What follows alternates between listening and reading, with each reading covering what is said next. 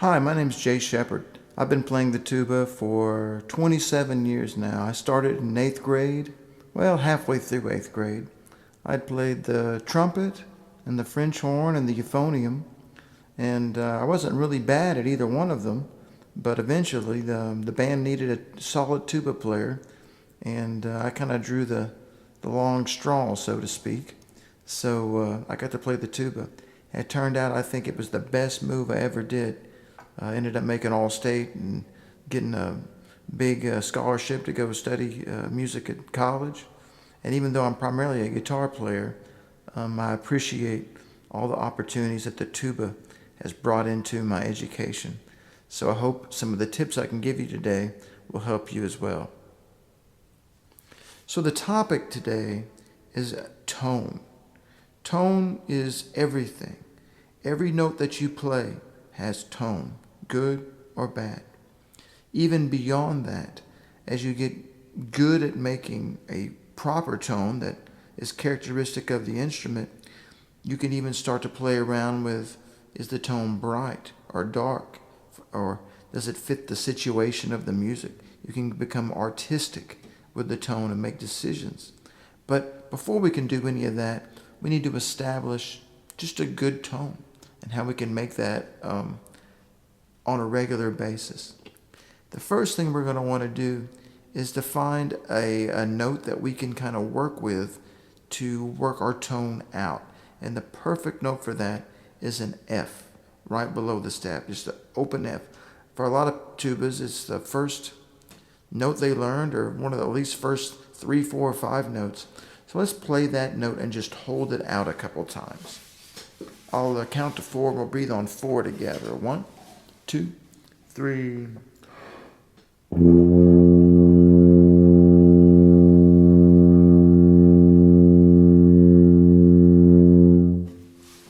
So if we're just playing a note and hoping that eventually the note comes out, that's the wrong kind of thinking.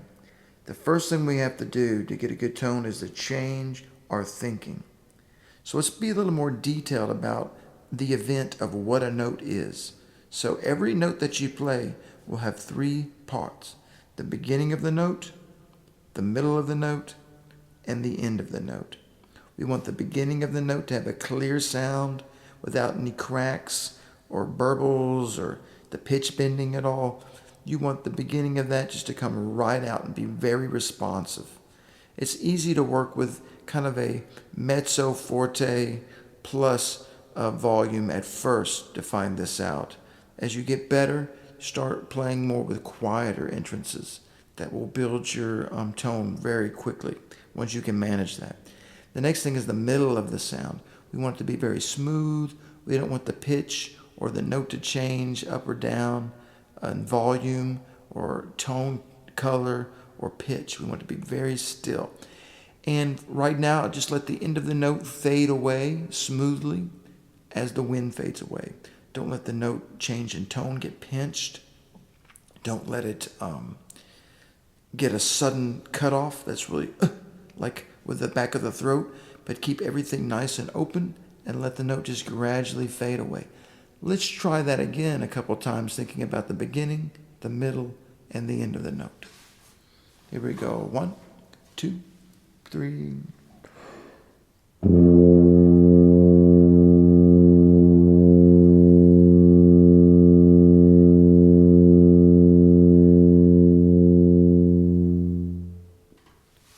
The end of the note was pretty good. The beginning could have been a little cleaner, and I wobbled around a couple times in there. I'm going to try it again and fix those things this time. 1, 2, 3.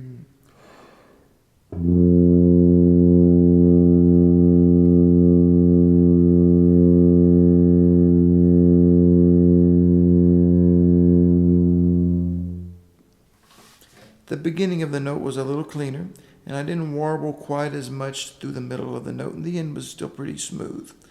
So now let's work on something that will help everything that we just did. When you bring the mouthpiece to your face, and the tuba to you as well, think about that. But really what we're doing is we're bringing the mouthpiece to our face. That's the most important thing. There are three parts of this that make this work: the buzzing of the lips, the focusing of the buzz through the mouthpiece, and then the amplification of the sound through the tuba. Those are all three important. So just the buzz of the F with the lips is called a free buzz. That's something you can work on. And then when the mouthpiece meets the buzz, it focuses it.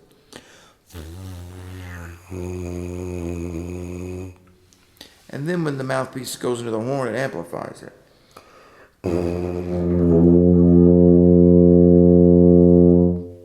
And the more pure information that you give from the lips to the mouthpiece to the amplifier, the bigger the sound is going to be. You want the buzz to be right on pitch, the tone coming out of the mouthpiece to be resonant and big, and then it will deliver once you put it into the amplifier. But the most important thing about bringing the mouthpiece to the lips, here's it is. You can't crush the top lip. You have to approach with the mouthpiece where it hits the bottom lip first. The top lip does the buzzing. Watch this. I'm going to do the free buzz again, and I'll poke my top lip. It'll kill the sound. And if you got too much pressure on there, it's going to kill the sound as well. The other thing you want to shoot for is like a ratio of, 2/3 top lip, 1/3 bottom lip. You can see there's more mouthpiece on my top lip and less on the bottom lip. So that 2/3 top lip, 1/3 bottom lip. And then as you approach, that bottom lip's got to hit first. And even once you get this set right, if you put too much pressure, you'll put pressure above the lip, and that can be bad for the sound too. Watch this.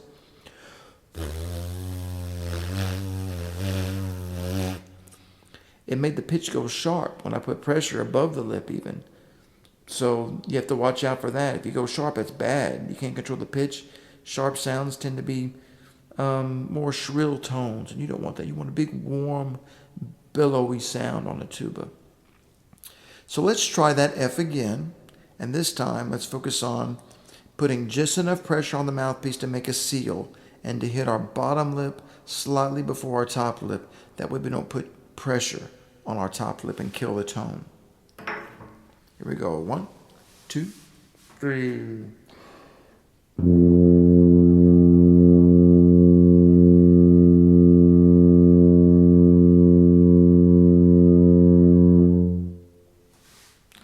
Already, I felt a more soft touch, which is real important. I had a lot more control in my lips. I felt from the very beginning of the note, I felt like I had a lot of response because I wasn't using any pressure. And that's a big deal. Don't give up on that. Don't succumb to the pressure, the peer pressure, to put pressure on your lip just to succeed. Take your time and work it out to where you can play with minimal pressure. That's so important.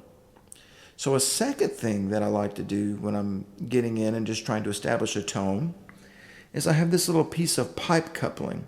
So you can get this at like Home Depot or Lowe's or something like that.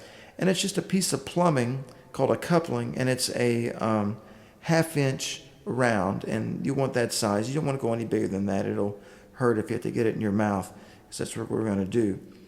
What you do is you put it in between your teeth, and then when you breathe, it kind of sets everything up in there. You get the tongue down, the back of the throat open, the teeth apart, and you get this wonderful kind of yawn breath sensation that you need to learn. In addition, what you want to do is when you fill up with the wind, you want to fill up from the bottom to the top, like a glass of water.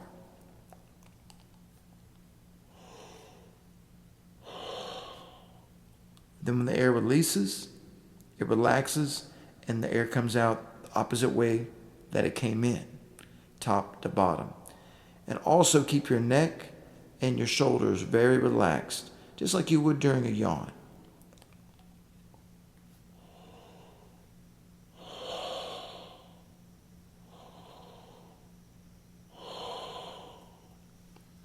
If you're doing this really good, you may feel the tuba kind of move away from you because your stomach will expand and kind of put some pressure on the instrument. That's good. That can also help us remind us to not put pressure on our lip by kind of moving the tuba away before we play. It's just a slight psychological suggestion that I think can really help out. Now, let's do an exercise. Let's take 4 counts in and 4 counts out. I'll give you 4 beats. So 1, 2, 3,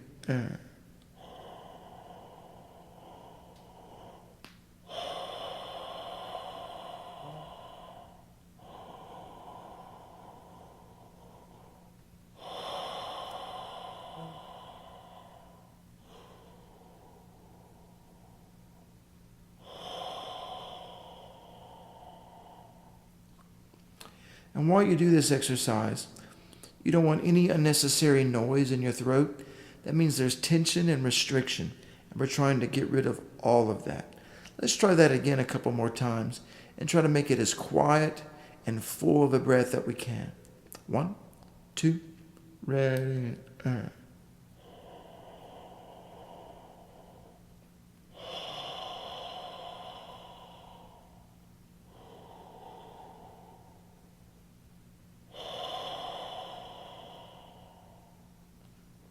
I feel more relaxed with my wind now.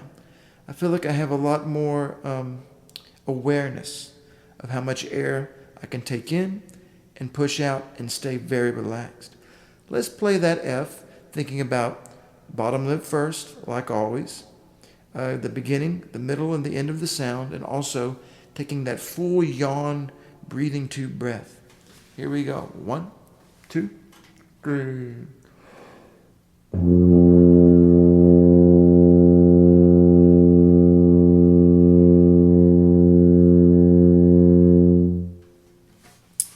I feel like the sound had a little more focus. I feel like the sound was a little more full. It was just naturally a little louder because my body was willing to give it more wind because I worked with the breathing tube. That's a big bonus. To a lot of untrained ears, a more loud sound at the beginning of your playing stages will really impress people quickly, though it's not really helping your tone truly. But a loud sound will make you sound confident, and that confidence will bleed through in your playing, and everyone will notice it. So that breathing tube, playing with a loud sound, confidence is a much better start than playing timid and too quiet.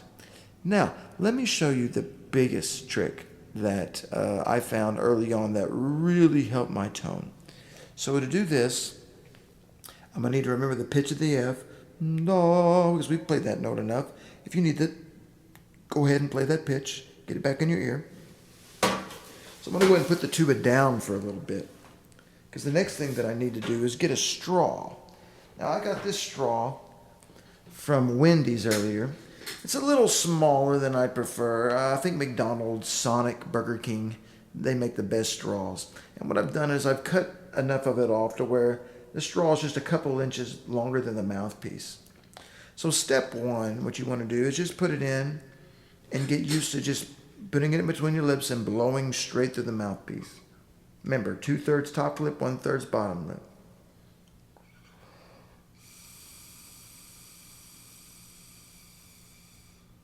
Easy. Now, what we want to do is hear the F in our mind. And we're going to blow wind and just pull it out and let the lips come together and make the F.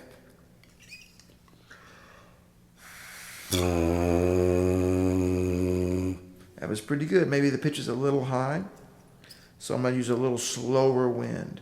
If the pitch is too high, slow it down. A little low, speed the wind up.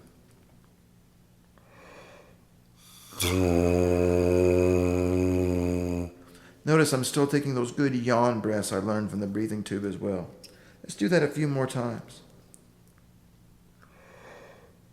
I'm starting to really feel the resonance of the buzz increase. I feel like I've got a lot more resonance and buzzy sensation in my face and my lips, all the way up to like the bridge of my nose. I feel that buzz sensation.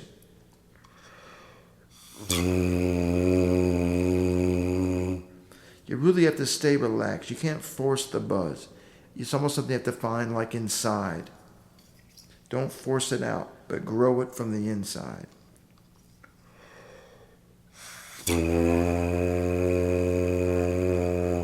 That was a really good one. So now that I've found that buzz, I'm going to plug the mouthpiece right back in, and we're going to try to get a better sounding F.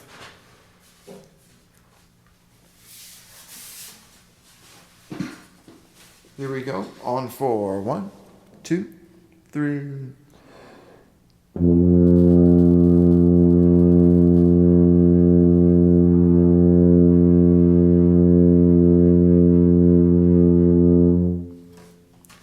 I really felt the vibrations a lot deeper now that on that F.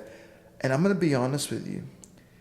I have a few theories why that works, but I'm not quite sure why it's still so effective for me, and it works so good for so many of my students.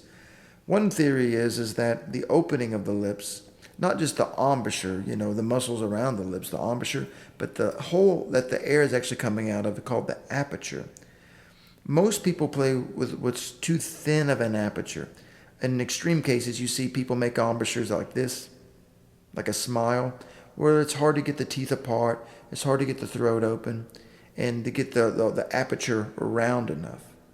I feel like when you have that straw in there, it kind of rounds out that aperture and also encourages the corners of your lips to be slightly frowned down, like that, as opposed to that.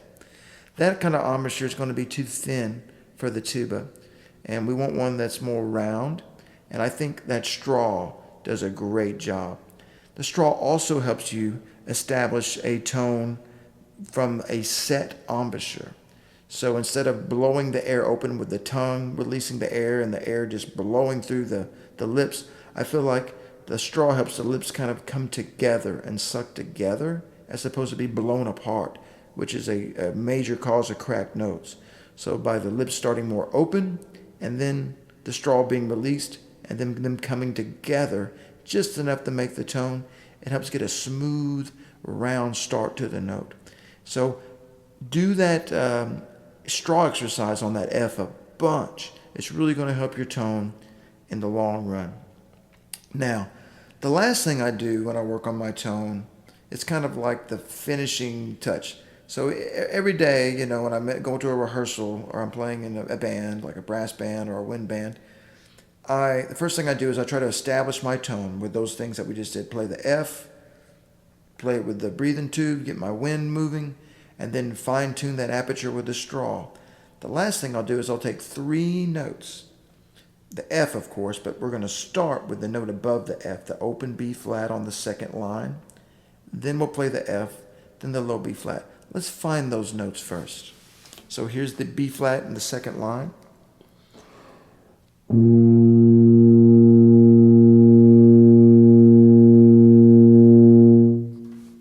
Here's the F.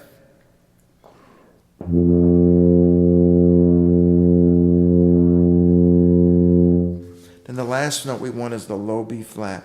And for this note, I really want to drop my jaw a little bit and get a much rounder setup so it's a full sound.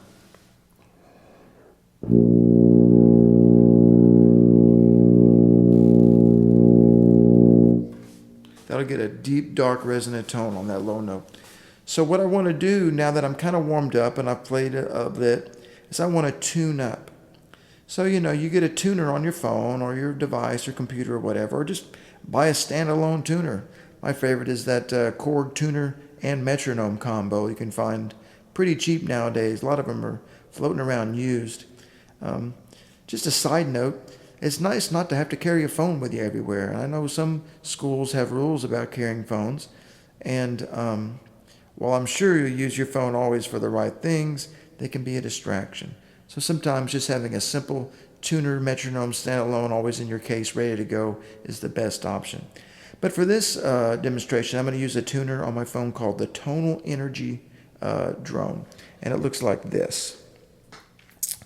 The tuner is a little smiley face when it's in tune, and The line will move down when it's flat and up when it's sharp, and the note name will be displayed.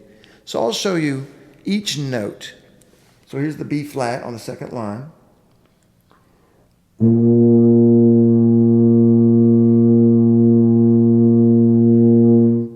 Once I found the note, you notice it was just a little flat.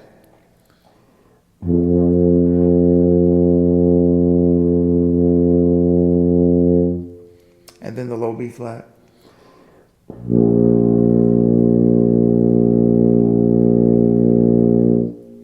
So what you want to do is you want to be like, 2, 3, 4 cents above or below the note and have a little bit of flexibility to move around. Another tip is you may consider tuning just a little bit under pitch, like a 5 or 6 cent window under the pitch when you tune up, because you know you're going to get hotter. And as the horn gets hotter and warmer, the pitch is going to go up. If you play in a band with 40, 50, 60, even more people, that room that you're in, the temperature is going to go up because all the people in there are going to warm it up. So you'll play sharp. And lastly, when you get with a big loud band, you're going to want to play louder. And naturally, when you play louder, the pitch likes to go up. So in conclusion, start with the F. The F is the middle of the horn. It's a very important note. You'll play that note a lot on the tuba. Secondly, listen for the beginning, the middle, and the end of a note. This takes a while to really grasp those parts of the note while you're playing. It may be helpful to record yourself as you start doing this to get the best judgment that you can over the note. We use our brains to produce the note and take in the air and control the air, and the lips buzz, and all that stuff happens. So sometimes as we're starting out, our brain power is being used too much for the making of the sound, and not enough is left over for the listening of the sound. So if we can record ourselves, we can learn a whole lot faster. Things that we would never be able to hear in real time about our sounds, the beginning, the middle, and the end. Third, you have to put the mouthpiece to your bottom lip first so you know that you're not crushing the top lip. And remember, 2/3 top, 1/3 on the bottom is a great ratio to start out on. Next, you want the breathing tube to encourage that yawn breath sensation with the open throat and the teeth apart, and to get that kind of yawn silent breath going in and out, filling up from the bottom to the top like a glass of water. And once you get that free and you start playing with a big sound right out of the gate, use the straw.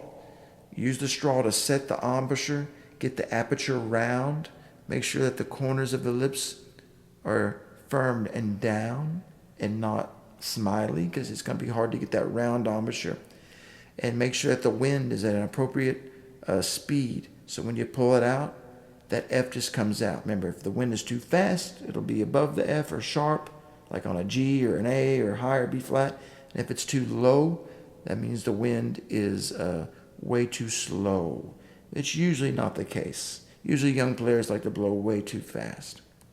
And finally, once you're good and warm and you've got your best sounds, find the B flat on the second line, find the F and the low B flat, and see if you can get them right with the tuner. If you're flat, think of it like a flat tire. You're going to want to push the car. So push in on the main tuning slide. It's the big slide if you're flat. If you're sharp, pull it out, right? So if somebody stuck you with a pencil accidentally, you want to pull it out, right? So if it's sharp, pull it out. Flat, push it in. And work with that until you can get like a window, just a few cents above or below each note, and kind of control them and get them more in tune. And that will help you stay in tune. But lastly, about tuning, the ultimate tuner is your ears. And you have to compliment the people that you're playing around. It's not everyone's job to always play with the tuba, because the tuba doesn't always play all the time. Sometimes the band pitch moves around in between sections, but maybe while you're counting rest, and you've got to listen and stay attached to that pitch center and hear those notes. That way when you come back in, you can come right back in with them if they are higher or lower in the pitch than when you left them. So always trust your ears first, number one. All right, I hope these tips will help you.